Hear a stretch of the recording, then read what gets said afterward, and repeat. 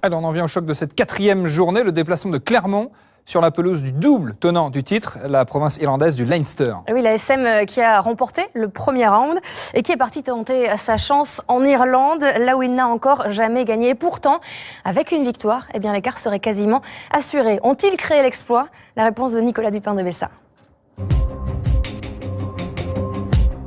Se serrer les coudes pour éviter la marée bleue du Leinster. Car une semaine après avoir laissé le bonus défensif à la province de Dublin, Clermont rumine toujours cette déception, presque un sentiment de défaite, dira même Morgan Parra cette semaine.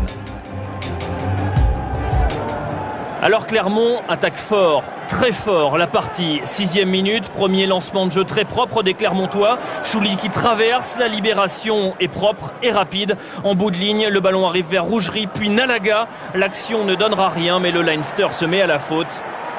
Et Morgan Parra sanctionne. 3-0 pour Clermont, tout commence parfaitement. Mais en première période, le mal clermontois est à chercher du côté de la discipline, à l'image de ce ballon étouffé par Bardi. Clermont sanctionné 8 fois en première période, c'est-à-dire 2 fois plus que le Leinster, qui revient à hauteur 6 partout, puis 9-6 pour Clermont à la demi-heure de jeu. Clermont qui alors accélère, petit côté une action à 3 entre Sivivatu, Byrne et Nalaga. Le Fidjien est repris à seulement 2 mètres de la ligne.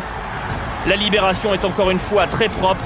Et Fofana passe la ligne. Une action qui ressemble à s'y méprendre à cet essai refusé en demi-finale l'an passé. C'était déjà contre le Leinster, c'était déjà Wesley Fofana. Mais le centre international avait commis un an avant, pas aujourd'hui, comme si Clermont avait cette réussite des grands jours. C'est ce que comprend Joe Schmidt, l'entraîneur du Leinster, ancien de Clermont.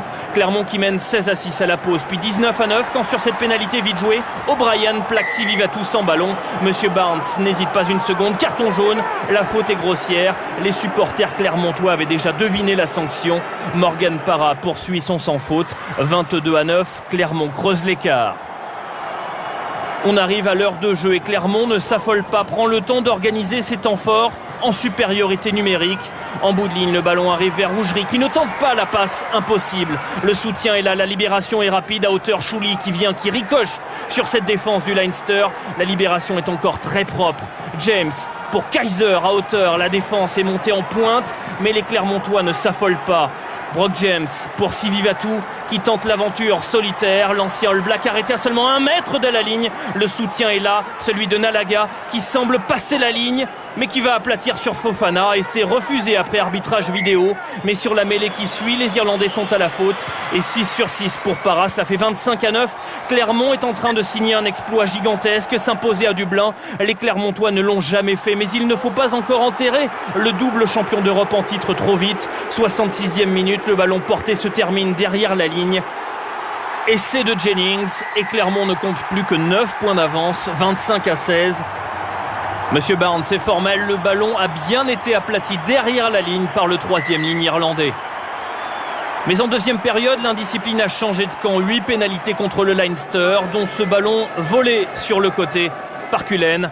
Parra exécute la sanction, plus 12 et 28-16 pour Clermont. On entre alors dans la dernière minute. Avec un essai, le Leinster peut arracher un point de bonus défensif. Et les Irlandais relancent depuis leur camp avec ce 1-2 entre Sexton et McFadden. Sexton qui sert à nouveau McFadden. Essai de l'Irlandais, mais au final, Clermont s'impose 28-21. Une première à Dublin et une 4e victoire des Clermontois invaincus dans cette poule. La route vers les quarts de finale est désormais dégagée pour Clermont.